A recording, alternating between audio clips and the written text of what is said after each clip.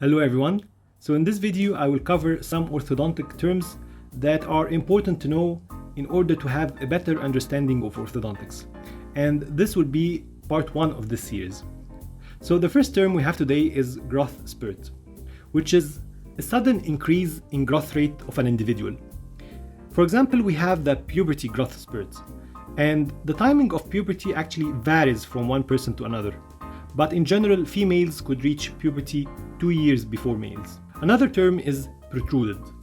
So when we say that the maxilla is protruded, this means that it is positioned anteriorly more than the usual normal range, while retruded means it is positioned posteriorly. We also have a class 2 malocclusion, which in general means that the upper arch is ahead of the lower arch. But one important thing to note here is that any malocclusion could be dental or skeletal. So a dental class 2 malocclusion is related to the molar relationship.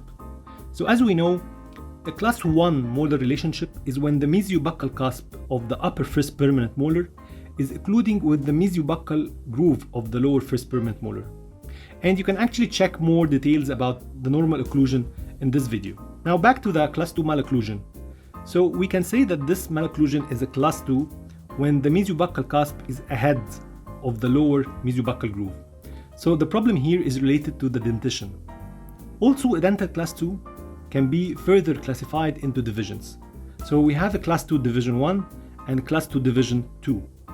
A class 2 division 1 means that the molars are in a class 2 relationship, and in the same time the upper anteriors are proclined.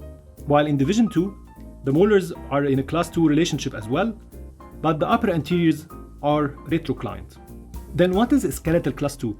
So this time it's a relationship between the maxilla and the mandible as skeletal components and not the teeth. So skeletal class 2 is when the maxilla is ahead of the mandible, and this could happen because the maxilla is protruded anteriorly or the mandible retruded posteriorly or a combination of both. Now a class 3 is the opposite of class 2, and again it could be dental or a skeletal problem.